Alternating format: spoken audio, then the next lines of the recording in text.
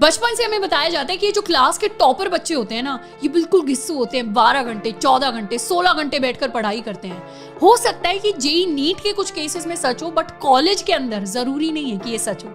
हम में से 99% लोग ऐसे होंगे जिनको 10 घंटे 12 घंटे 14 घंटे बैठकर पढ़ने की जरूरत नहीं है। इनफैक्ट अगर हम इतना टाइम किताब लेकर बैठ गए तो जरूरी नहीं है कि वो आउटकम निकले जो हम एक्सपेक्ट कर रहे हैं। कॉलेज के अंदर कई बार आपने ऐसे स्टूडेंट्स देखे होंगे जो शायद 5-6 घंटे पढ़ते हैं या सिर्फ क्लासेस अटेंड करते हैं, उसके बाद पढ़ते नहीं, सिर्फ एग्जाम टाइम में पढ़ते हैं, फिर भी वो टॉप कर जाते हैं, टॉप 3 में आ जाते हैं, टॉप 10 में आ जाते हैं। तो इस वीडियो के अंदर हम 5 ऐसे प्रिंसिपल्स को डिस्कस करने वाले हैं जिनको आपको यूज करना है अपनी कॉलेज लाइफ के अंदर, अगर आपको स्मार्टली एंड एफिशिएंटली पढ़ाई करनी है तो। फिर चाहे आप सुबह उठकर पढ़ते हो, शाम में पढ़ते हो, रात में पढ़ते हो, दोस्तों के साथ बैठकर पढ़ रहे हैं या अकेले पढ़ रहे हैं, जब भी हम पढ़ाई कर रहे हैं, अगर हम इन 5 प्रिंसिपल्स को यूज करेंगे तो हमारी पढ़ाई हार्ड वर्क से एक लेवल ऊपर आकर स्मार्ट वर्क की तरफ जाने लग जाएगी। इनमें से सबसे पहली है ओडिसियस स्ट्रैटेजी। ओडिसियस अपने टाइम का एक बहुत बड़ा वॉरियर था जिसने काफी लंबी जंग लड़ी थी। जंग को लड़ने के बाद वो अपनी सारी सेना को लेकर समुद्र के थ्रू अपने घर की तरफ वापस जा रहा था। तो समुद्र के उसके रास्ते के अंदर एक आइलैंड आता था। एक ऐसी बात उसको बताई गई थी कभी कि आइलैंड के ऊपर से जैसे ही शिप्स वहां से आसपास से गुजरते हैं, वहां से सायरन्स बजने लगते हैं आइलैंड से, वहां से आवाजें आने लगती हैं। कौन सी आवाजें? हेवन की आवाजें, स्वर्ग की आवाजें, परियों की आवाजें।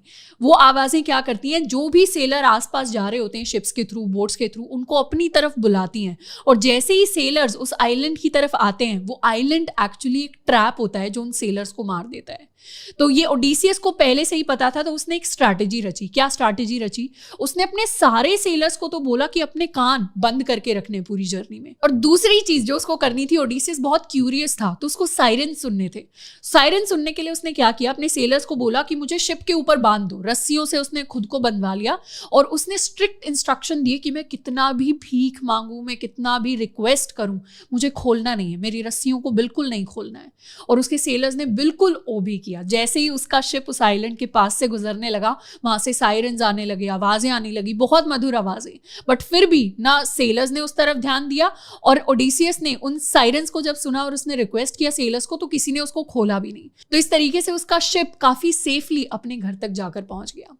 ये स्ट्रैटेजी हमारे किस काम आती है? जब भी हम पढ़ाई करना चाहते हैं, फिर चाहे वो स्कूल के अंदर हो, कॉलेज के अंदर हो, कॉम्पिटिटिव एग्जाम्स के लिए हो, प्लेसमेंट के लिए हो, सबसे पहली चीज जो हमें रोकती है पढ़ाई करने से, वो होती है डिस्ट्रैक्शंस। एंड आज की डेट में हमारा एवरेज अटेंशन स्पैन गिरता जा रहा है, क्योंकि हमारे पास फोन्स होते हैं, हमारे पास टैबलेट्स होते हैं, हमारे पास लैपटॉप्स होते हैं, 24/7 हमारे पास इंटरनेट रहता है, यूट्यूब रहता है, इंस्टाग्राम रहता है, व्हाट्सएप रहता है, सब कुछ अवेलेबल है। ऐसे टाइम में सबसे पहला प्रिंसिपल जो हमें यूज करना है टू स्टार्ट स्टडिंग, वो है ओडिसियस स्ट्रैटेजी।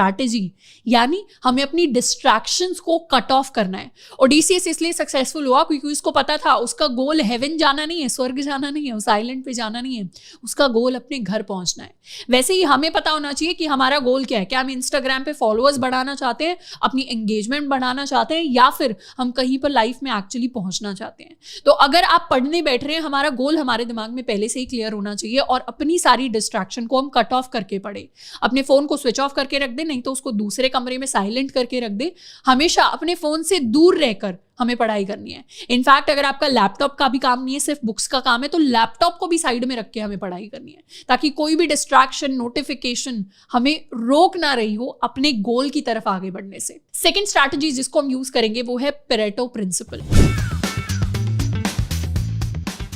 पेरेटो प्रिंसिपल कहता है कि दुनिया के अंदर 20% इनपुट से 80% आउटपुट आता है, और ये बात इन जनरल सारी चीजों में ट्रू होती है। मतलब अगर आप एक शहर के अंदर रहते हैं, तो शहर के अंदर जो 80% क्राइम होते हैं वो सारे लोग नहीं करते, वो सिर्फ 20% ऑफ द सेक्शन करता है।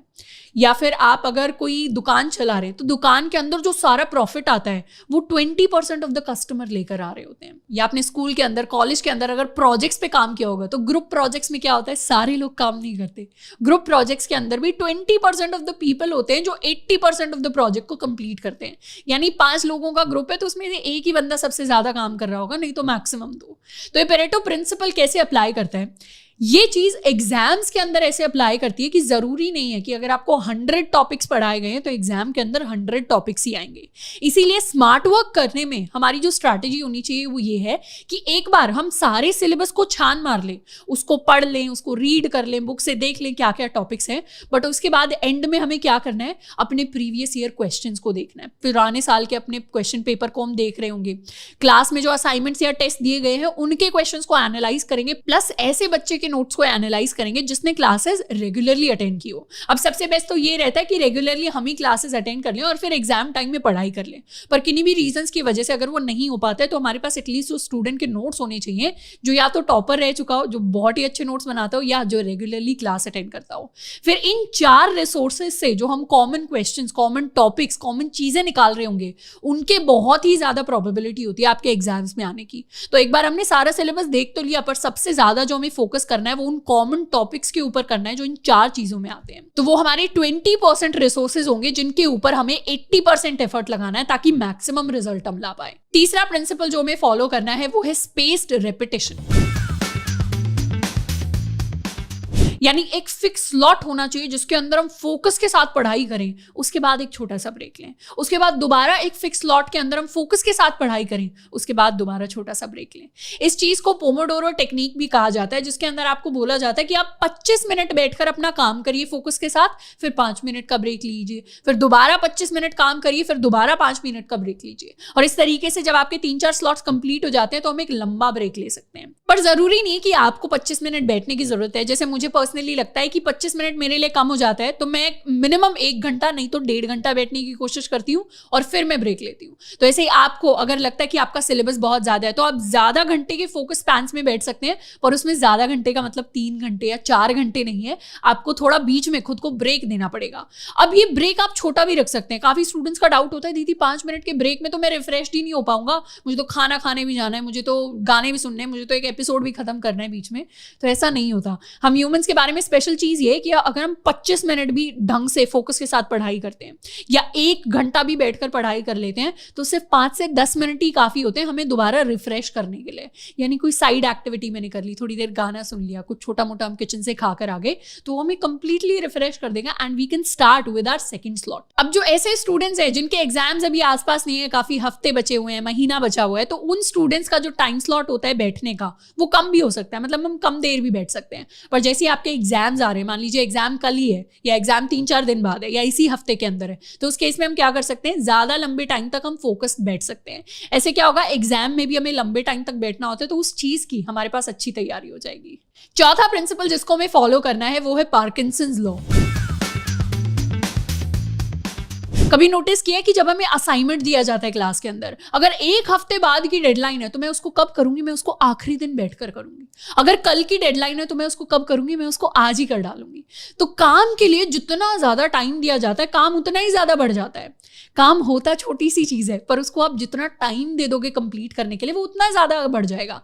इसीलिए बहुत इंपॉर्टेंट है अपने लिए डेडलाइंस को सेट करना। जैसे अगर मैं सोचूं कि मुझे अपना सिलेबस 1 दिन में खत्म करना है तो वो 1 ही दिन में खत्म करूंगी। मैं सोचूं मुझे अपना सिलेबस 1 हफ्ते में खत्म करना है तो वो 1 हफ्ते में ही खत्म होगा।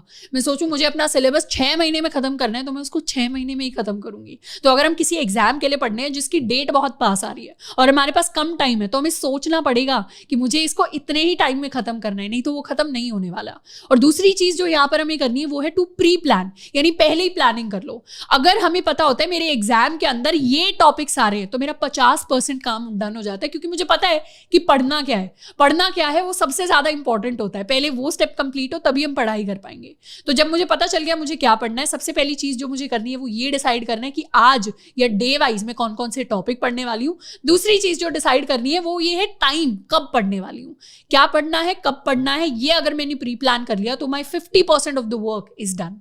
तो हमेशा अपने काम के लिए, अपने सारे टॉपिक्स के लिए एक डेडलाइन को सेट करना है और उस डेडलाइन के हिसाब से हमें पढ़ाई करनी है। अगर मान लेते हैं मेरा एग्जाम 2 दिन बाद है तो मैं अपने टॉपिक्स को 4 हिस्सों में डिवाइड कर लूं और हर दिन मैं 2 हिस्सों को कंप्लीट करने की कोशिश करूं।